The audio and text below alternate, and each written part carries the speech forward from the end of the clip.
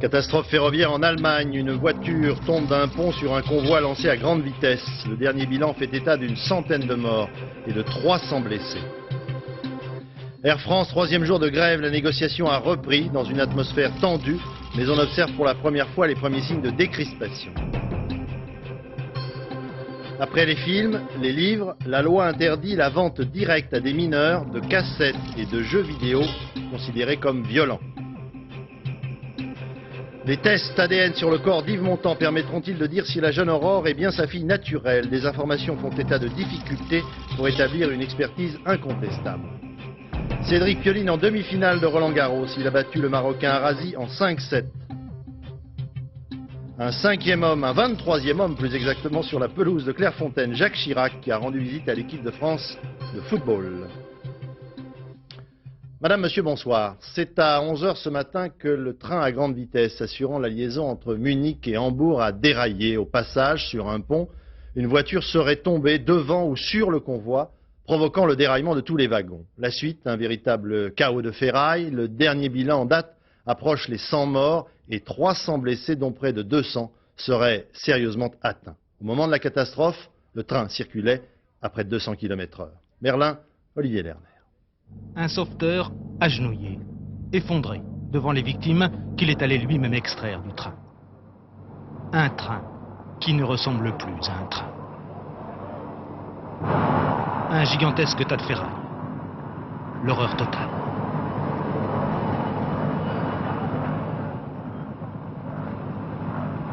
Au moins 100 morts, 300 blessés et des dizaines de passagers prisonniers, encore à l'heure qu'il est, sous ce pont. Vers 2 h de l'après-midi, on ne pouvait pas accéder au wagon. Je ne sais pas si je dois le dire, mais il y avait encore une fillette de 10 ans qui était vivante. Le train roulait à 200 km/h. Il s'est fracassé contre l'un des piliers d'un pont qui s'est effondré sous la brutalité du choc. Je me suis dit, mais qu'est-ce qu'il se passe? Ce train va tellement vite. Normalement, quand un train passe, on sait à peu près à quelle vitesse il va. Et là, il était à une telle puissance que je me suis dit, il va s'écraser. Une voiture de service est tombée sur les rails, peut-être juste avant le passage du train. C'est ce concours de circonstances dramatiques qui est sans doute à l'origine de cette catastrophe, la plus meurtrière en Allemagne depuis la fin de la guerre, où un accident avait fait 102 morts. 12 des 14 wagons de ce train à grande vitesse qui reliait Munich au sud à Hambourg au nord sont broyés, déformés, encastrés les uns dans les autres. Une vision d'apocalypse. Le choc a été d'une extrême violence. Hélicoptères, ambulances et même des autobus de transport public ont été mobilisés pour transporter les blessés vers les hôpitaux de Hanovre et de Hambourg. La région est fermée au trafic pour longtemps, sans doute.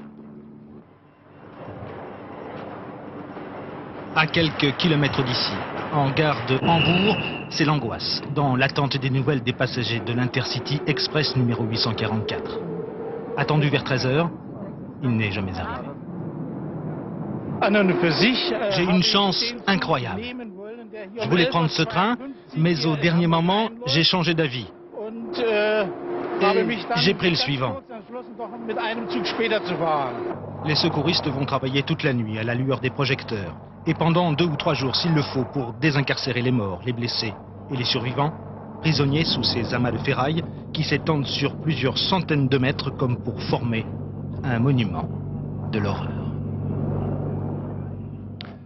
Olivier Lerner, bonsoir. Une catastrophe ferroviaire en Allemagne, c'est un événement rarissime, on le sait.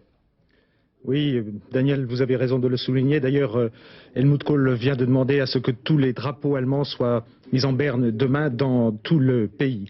Ce qu'il faut dire, c'est que effectivement, les Allemands sont très attentifs à leur sécurité. On le voit à la fabrication de leurs voitures. Le problème en Allemagne en ce moment, et depuis la chute du mur, depuis la réunification, l'Allemagne est un véritable chantier, tant sur les routes, les autoroutes que sur les voies ferrées.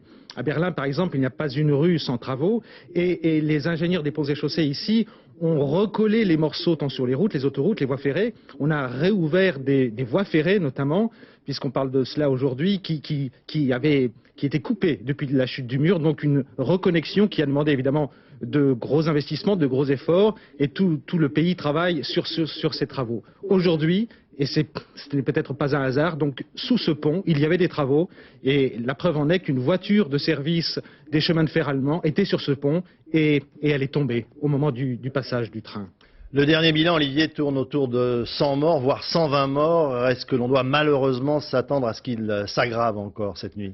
Oui, je pense que ce bilan va s'aggraver. D'ailleurs, il s'alourdit de minute en minute. Ce train, composé de 14 wagons, pouvait contenir jusqu'à 760 passagers.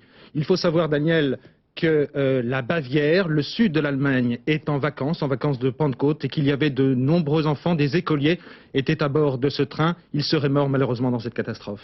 Merci Olivier. Les conditions dans lesquelles est survenue la catastrophe ferroviaire sont encore relativement floues, on peut l'imaginer. Il y a donc deux thèses principales. La première, une voiture qui, traversant le parapet d'un pont, est tombée devant le convoi. La seconde, cette même voiture est tombée sur le convoi. Patrice Pellet.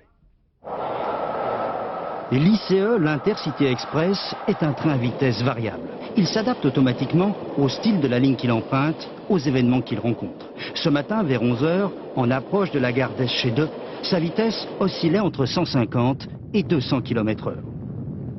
Première hypothèse, un véhicule serait tombé sur la voie.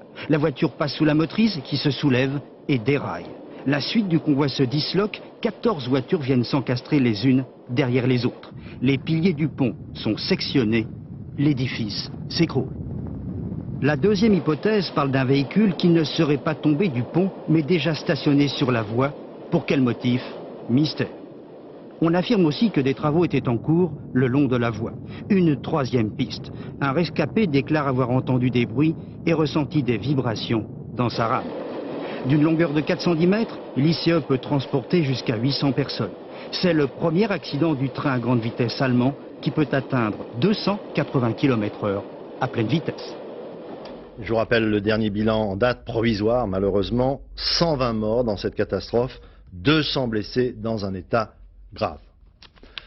Au troisième jour de grève, le trafic des avions d'Air France s'est légèrement amélioré aujourd'hui et surtout la négociation a repris cet après-midi. L'atmosphère reste tendue, mais des signes de décrispation sont heureusement apparus, Yannick Le Tranchant. Oui, c'est vrai, vous l'avez dit, troisième jour de grève et deuxième jour de négociation.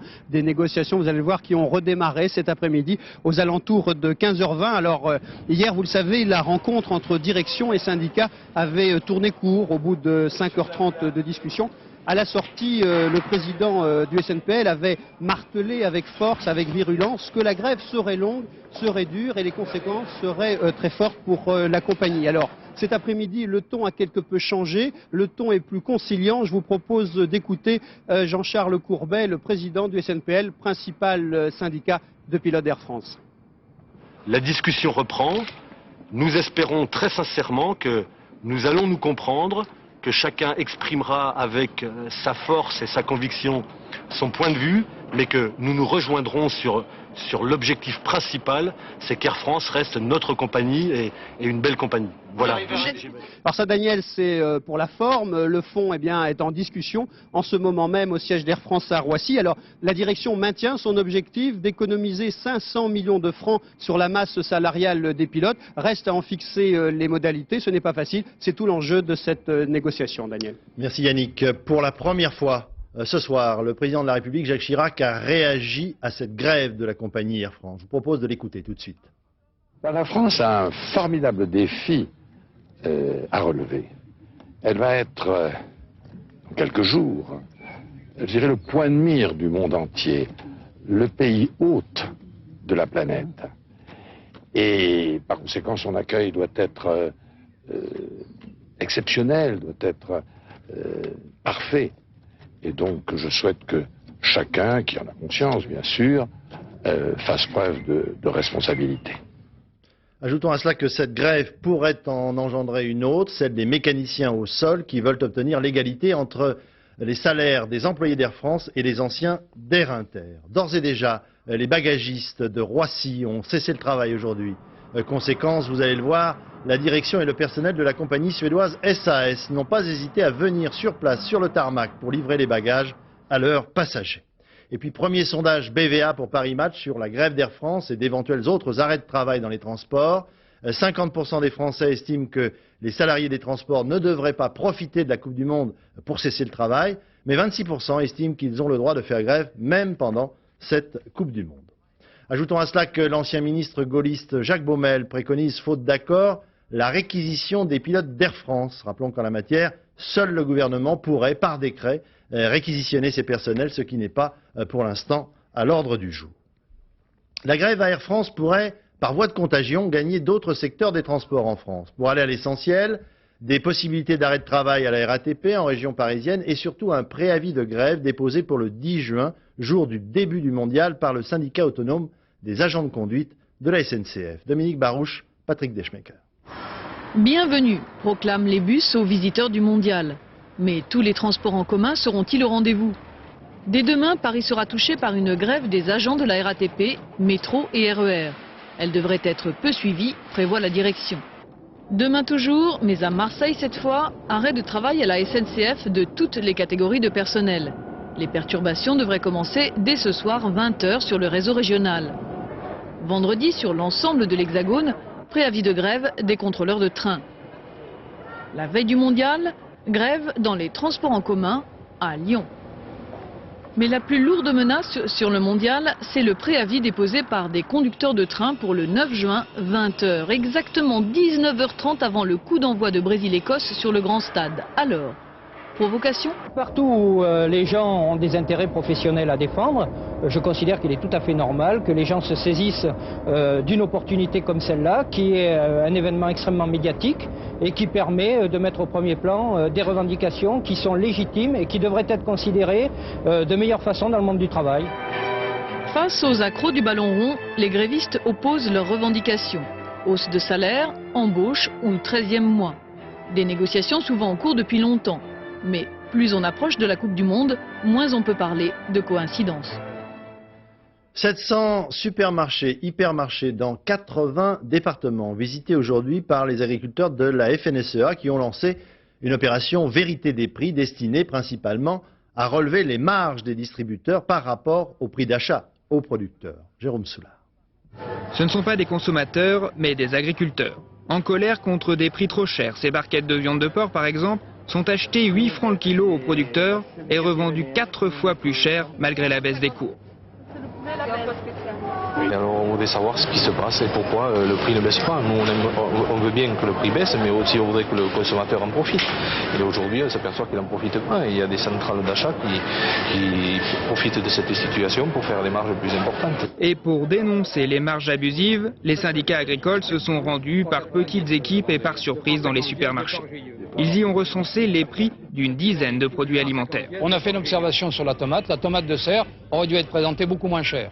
Elle nous paraît chère pour la région et la saison. Toutes les informations recueillies aujourd'hui seront rassemblées à Paris. Le rapport ainsi obtenu pèsera sans aucun doute sur les discussions souvent orageuses entre les producteurs et la grande distribution.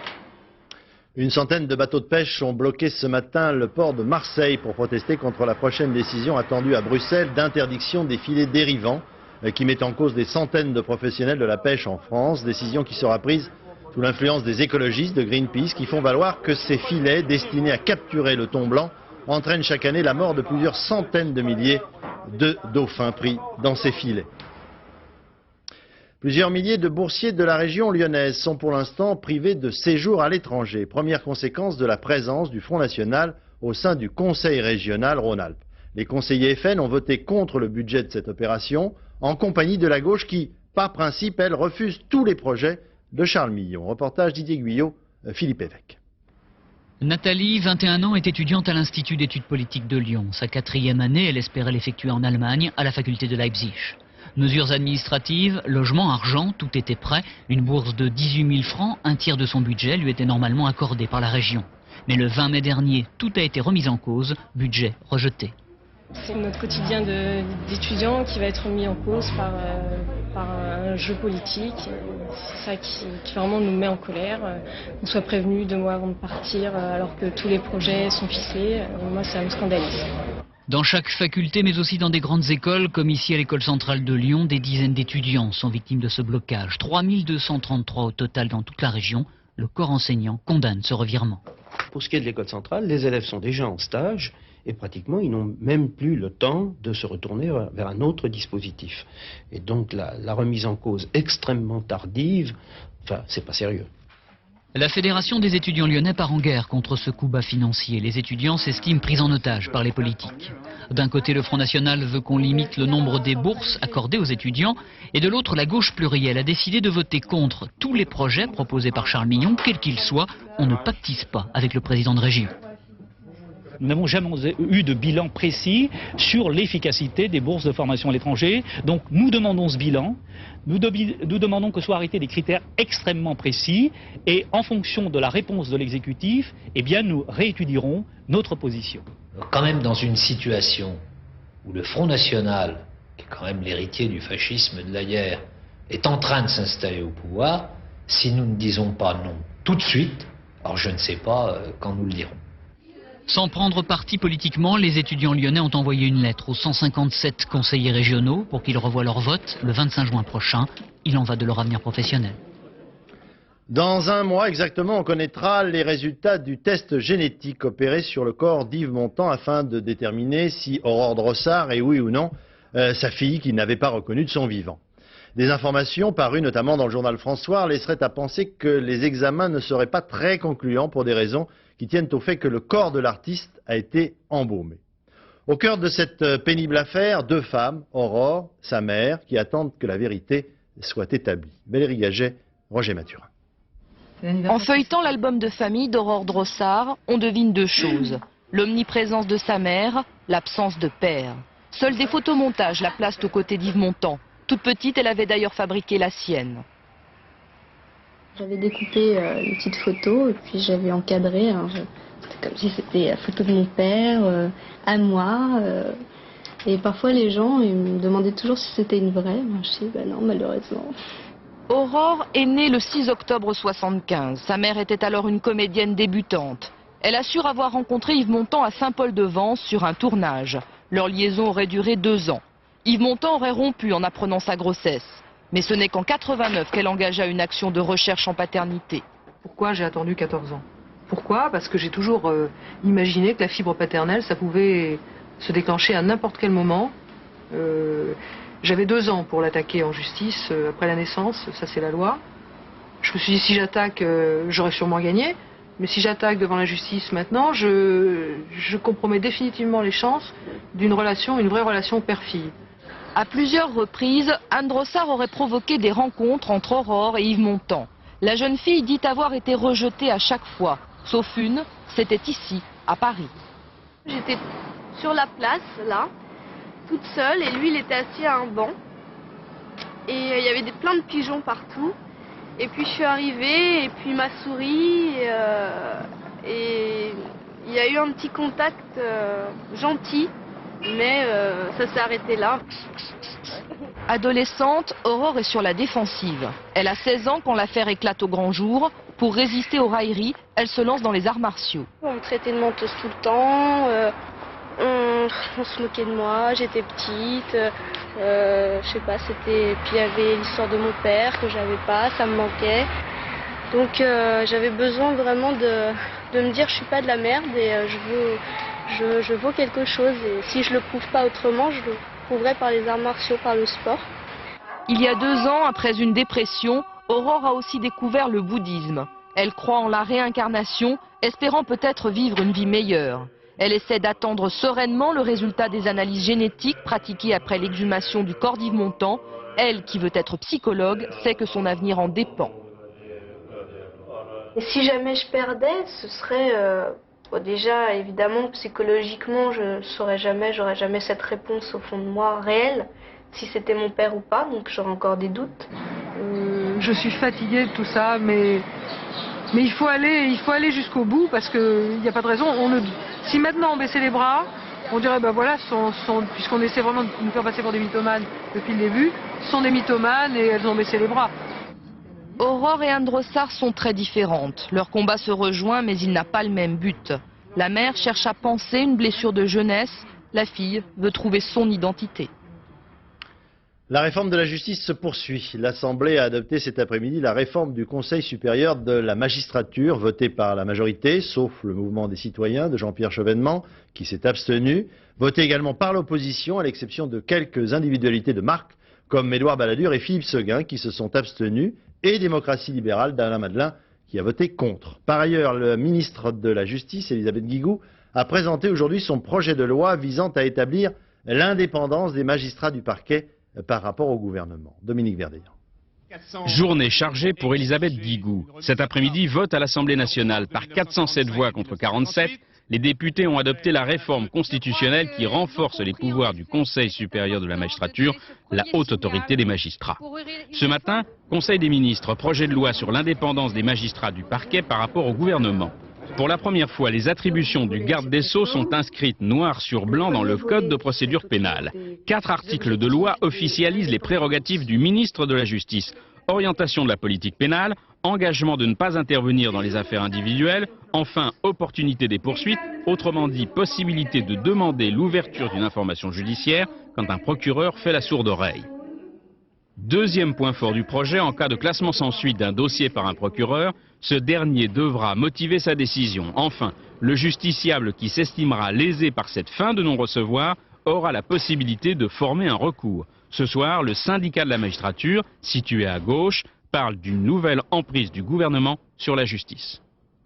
Les spécialistes européens du cancer sont réunis à Paris. Ils s'intéressent plus particulièrement au traitement de la leucémie grâce à la transfusion sanguine qui permet aux malades de rester en vie en attendant une greffe. Mais ce traitement est soumis aux aléas des dons qui, on le sait, sont en diminution constante. Jean-Daniel Flézaquier, Raymond Chaplard, Pascal Caron. À 6 ans, Raphaël a déjà connu des moments bien difficiles. Une leucémie, des séjours répétés à l'hôpital, une greffe de moelle osseuse, 5 mois d'isolement complet, mais aussi l'affection de tout le personnel du service. C'est pour être le chouchou, j'y suis. T'es content avec le chouchou? Non, c'est pas ça, c'est que j'étais beaucoup à l'hôpital. Ah ouais, t'en as un petit peu marre? Ouais, je crois. Ouais. Si aujourd'hui Raphaël va mieux, c'est grâce à des femmes et à des hommes comme Bernard Laurent, des donneurs de sang un peu particuliers. Ils acceptent de rester 2 heures reliés à une machine avec une aiguille dans chaque bras. D'un côté, le sang est prélevé, de l'autre, la machine restitue tout, sauf le contenu de cette poche jaune. Dans ce liquide baignent des plaquettes sanguines avec les globules blancs et les globules rouges. Les plaquettes sont des éléments essentiels. Elles permettent au sang de coaguler et évitent les hémorragies. Sans elles, nombre de traitements très agressifs contre les leucémies ne pourraient pas être tentés. On peut maintenir en vie des personnes qui n'ont pas de plaquettes, qui n'en produisent pas. Et on peut tenir en vie ces personnes pendant des mois, voire des années, grâce à des transfusions régulières. Il faut quand même se rappeler que les plaquettes, les globules rouges proviennent, la seule origine, c'est une origine humaine, c'est l'homme, et qu'il n'y a pas d'autre moyen de matière première, si je puis m'exprimer ainsi. Mais avec la baisse permanente des dons de sang, il y a des moments où les familles sont inquiètes. Ça a toujours été notre souci de savoir est-ce qu'il y aura toujours ce qu'il faut, quand il faut et la quantité qu'il faut, oui.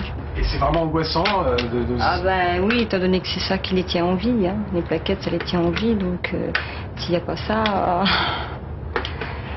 Raphaël est rentré chez lui ce soir. Son prochain objectif, jouer au foot à la rentrée. Les députés ont adopté cet après-midi une loi sur la prévention des infractions sexuelles et la protection des mineurs. Dans ce cadre, le gouvernement a décidé, comme c'est déjà le cas pour les films et l'édition des livres, d'interdire la vente de cassettes et de jeux vidéo violents directement aux mineurs. Patricia Charnelet et Michel Levasseur. Le couperet est tombé. La location et la vente aux mineurs de cassettes et de jeux vidéo violents est interdite.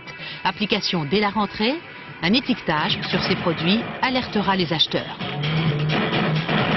Beaucoup de ces jeux vidéo sont très violents et les parents n'ont pas forcément les moyens de contrôler ce que font leurs enfants.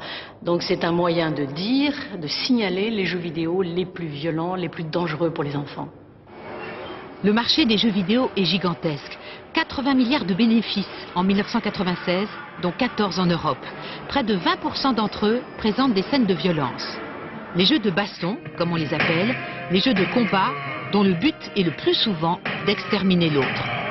On sent un appétit pour ces jeux violents, ça c'est une certitude, oui, j'oserais dire de plus en plus. Les enfants joueurs, sur console ou sur ordinateur, y consacrent en moyenne 50 minutes par jour. À l'évidence, ils sont passionnés et même fascinés. Ça m'amuse plutôt.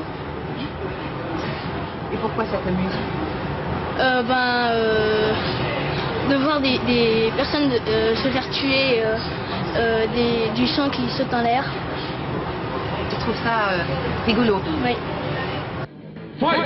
Quel est l'impact des jeux vidéo violents sur les enfants? Les avis sont partagés. Ce débat fait rage aux États-Unis depuis plus de 10 ans. En France, de nombreux spécialistes de l'enfance alertent sur ce nouveau monde où tous les coups sont permis. Dans la plupart des jeux, la mort de l'ennemi, son élimination, est présentée comme une fin en soi, comme une source de plaisir. Et là, on peut vraiment s'interroger sur la valeur éducative du scénario qui est ainsi proposé. Un vide juridique a été comblé puisque seuls les films et les publications étaient contrôlés. Un autre défi apparaît déjà, la diffusion de jeux semblables sur Internet, accessibles eux aussi aux enfants.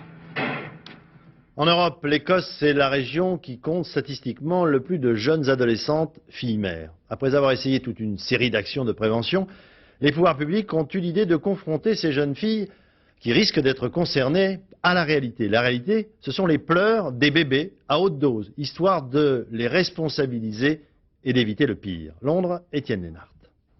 Angarad est écossaise et a seulement 15 ans, c'est de temps en temps les bras chargés qu'elle rentre du lycée. Avec ce poupon d'une valeur de 2000 francs, prénommé Toby, elle n'est pas encore maman, mais c'est un peu comme si, et la consigne lorsqu'elle l'a à la maison, c'est de s'en occuper presque comme un vrai bébé. Je dois lui mettre un pyjama pour la nuit, et rien que ça, c'est du boulot. Mais au moins, il ne bouge pas comme un vrai bébé. Même Leonardo DiCaprio n'empêche pas Toby, programmé par ordinateur, de pleurer toutes les 3 heures, de quoi convaincre Angarad qu'être maman à 15 ans, c'est résolument trop tôt. Beaucoup de filles tombent enceintes par hasard sans vouloir. C'est vraiment pas de chance. Pour beaucoup d'adolescentes, je crois que c'est un jeu. Être enceinte, ça paraît adulte. Ça permet d'impressionner les copines.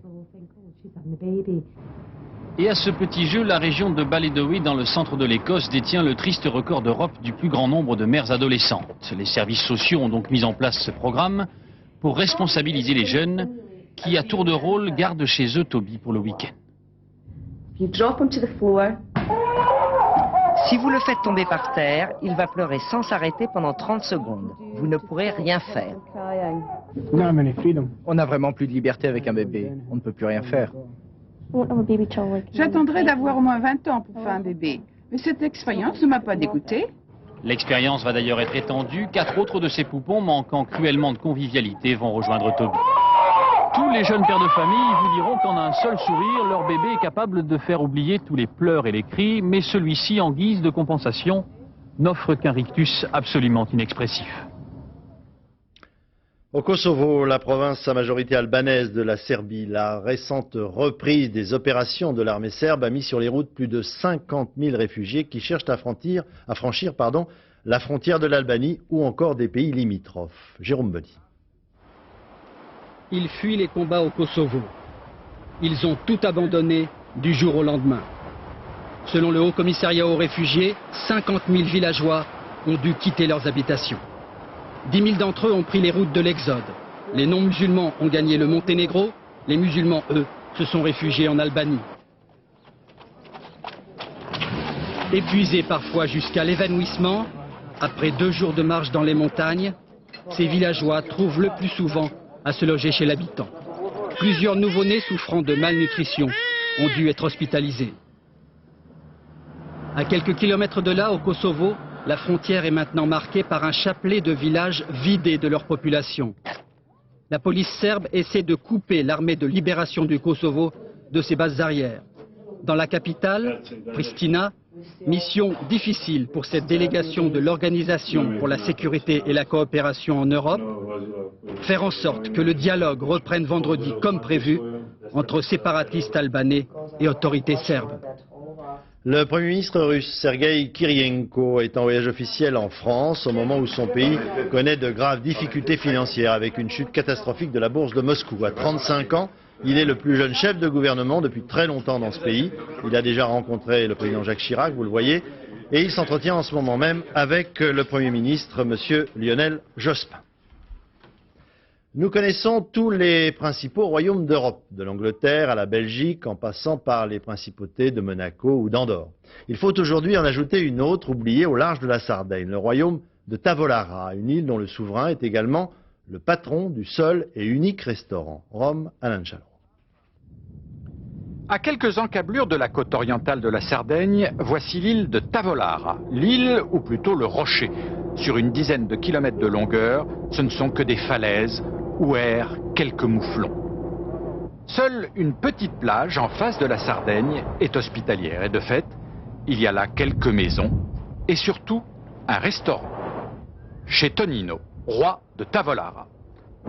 Seulement Tonino, que voici, n'est pas roi de Tavolara comme Marius peut être roi de Marseille, il est roi, vraiment roi. Son navire porte sa marque royale et sa maison est qualifiée pompeusement de palais avec son drapeau tavolarien à moitié déchiré. C'est le royaume de Tavolara qui fait environ 7 km². Il n'y a jamais eu de contestation de la part de quiconque, ni de l'État italien, ni de quelques propriétaires que ce soit. Les touristes qui viennent d'ici ne le contestent pas non plus. Ceci est le royaume de Tavolara et il est indépendant. Je suis une réfugiée politique. Le roi accueille volontiers les réfugiés politiques et les traite comme tout un chacun aussi bien que possible dans son restaurant. Louis XVI était le roi serrurier, il est le roi sommelier. Chaque après-midi toutefois, après le dernier service du repas de midi, Tonino Ier va au cimetière retrouver ses racines, sa couronne et s'incliner devant la tombe de Polo Ier, Bertoleoni, fondateur de la dynastie au milieu du siècle dernier. C'était un noble qui est venu habiter cette île. Le roi Charles-Albert de Piémont-Sardaigne a eu connaissance de ce Bertoleoni de Tavolara. Il est venu le voir et l'a officiellement investi comme roi de Tavolara. Depuis lors, les rois se sont succédés à Tavolara sans que quiconque ne conteste leur légitimité. La presse locale rendant même compte très respectueusement des deuils royaux. La suite de la lignée est assurée par le prince Giuseppe, actuellement barman de Tavolara, avant de s'asseoir sur le trône. Roland Garros, Cédric Pioline poursuit son chemin et cet après-midi, en quart de finale, il lui a encore fallu 5-7 pour se débarrasser du Marocain Hicham Arrazi. Après la chute des principaux favoris, le Français a toutes les chances de parvenir, on l'espère du moins, en finale. François Brabant, Maryse Richard. À cet instant, Cédric Pioline oublie tout. Envoler la fatigue, terminer la peur, juste un immense plaisir rageur. Pourtant, le Français est au bout du rouleau, près de 4 heures de match et des nerfs mis à rude épreuve. Des nerfs, c'est pourtant ce qui lui a manqué au début. Au fond du court, c'est Arrazi qui dirige la partie. Et des nerfs, lui, il n'en manque pas. Bref, Pioline comprend que la victoire ne va pas lui tomber du ciel. Alors, dès le deuxième set, il durcit le ton.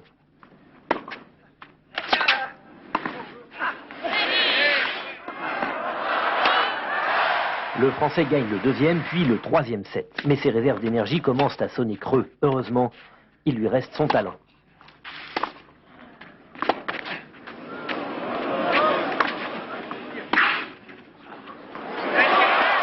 Mais malgré ses exploits, Pioline cède le quatrième set. Dès lors, c'est du délire.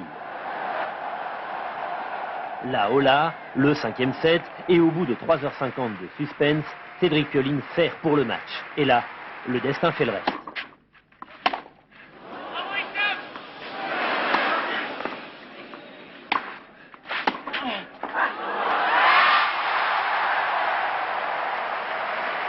C'était un match très dur aujourd'hui contre un joueur qui a fait un très grand match. Je crois que c'était du beau tennis et j'ai eu peut-être un petit peu de chance aujourd'hui.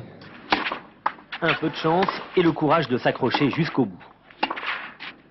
Pour la deuxième fois de suite, pour la troisième fois du tournoi, Cédric Pioline l'emporte au 5e set. Comme lui, ce soir, tout son clan est épuisé, mais d'ici la demi-finale, vendredi, le rêve est toujours permis. Un 23e homme cet après-midi sur la pelouse de Clairefontaine où s'entraîne l'équipe de France qui va participer à la prochaine Coupe du Monde de football. Le président de la République en personne. Yann Lavoie, André Germain. Seul Jacques Chirac pouvait être autorisé à interrompre l'entraînement des Français et à traverser le terrain en chaussures de ville pour aller saluer Didier Deschamps, le capitaine, puis Aimé Jacquet et ses joueurs. Phrases amicales avant le dîner et une photo pour le président entouré de ses idoles. Ils sont tous excellents. De plus, ils sont tous très sympathiques. Et je n'ai pas de préférence, je préfère l'ensemble de l'équipe. Les joueurs, eux, apprécient la visite et l'attachement du président à l'équipe de France et ils s'attendent à passer une bonne soirée.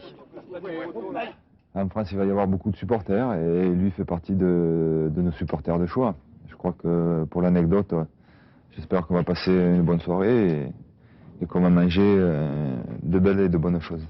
Il y aura de la bonne humeur, ça c'est clair. On va pas changer nos manières, pas parce qu'il sera là. Et donc ça voudra dire que l'équipe de France, même avec le président Jacques Chirac, elle aura toujours le même comportement. Les joueurs devraient aussi profiter de cette visite pour échanger quelques mots avec le chef de l'État. Ils le souhaitent tous, ou presque. Non, moi j'ai pas grand-chose à lui dire. Youri Djorkaeff, lui, fils et petit-fils d'Arméniens, saisira cette occasion pour parler avec Jacques Chirac de l'initiative du gouvernement français de reconnaître le génocide arménien. Je me demandais si la pression turque n'est pas trop forte, parce que je pense que les Turcs doivent mettre une pression sur le gouvernement français. Et je vais aussi lui dire mon admiration d'avoir pris cette décision, parce que le peuple français, la France, est la première à avoir déterminé les termes de génocide en tant que pour les Arméniens. Et c'est le premier au monde, c'est le premier pays au monde. Donc je suis fier, voilà, je suis fier que nous, Français, l'avons fait avant tout le monde. Le dîner s'annonce donc passionnant, mais la soirée ne devrait pas s'éterniser trop longtemps, puisque les Français s'envoleront tôt demain matin pour la Finlande.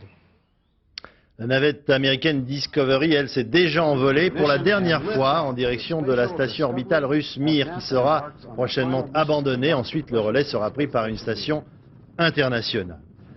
L'espace, c'est aussi le thème d'un film qui sort cette semaine sur les écrans, La femme du cosmonaute, qui marque le retour de Gérard Lanvin, marié pour la circonstance à Victoria Abril. Cette comédie sur la vie mouvementée d'un couple, dont le mari est cosmonaute, eh bien, nous l'avons montré à une véritable femme de cosmonaute, Laurence Clairvoy, dont le mari Jean-François a déjà volé sur la navette américaine Atlantis. Reportage Stéphane Auman, Jean-François Chevet. C'est normal de filmer ? Évidemment que c'est normal. Ils sont mariés, mais vivent sur deux planètes différentes. Lui a sa carrière, elle veut s'amuser. Quand son mari part en mission 8 mois, elle pense avoir décroché la Lune. Malheureusement, les ingénieurs ont une idée. Félix, laisse papa travailler tranquillement, descends de là, c'est dangereux. Retour en marche. Relier la navette au salon familial par l'intermédiaire de la vidéo, une première qui provoque quelques incidents. Félix 5 secondes, point. 4, 3, 2, 1. Top pour un bac. Félix, pas la galipette, pas de galipette, hein. Surtout pas. Non. Non. Victoria Abril a l'étoffe de l'héroïne. Mais femme de cosmonaute, ce n'est pas que du cinéma.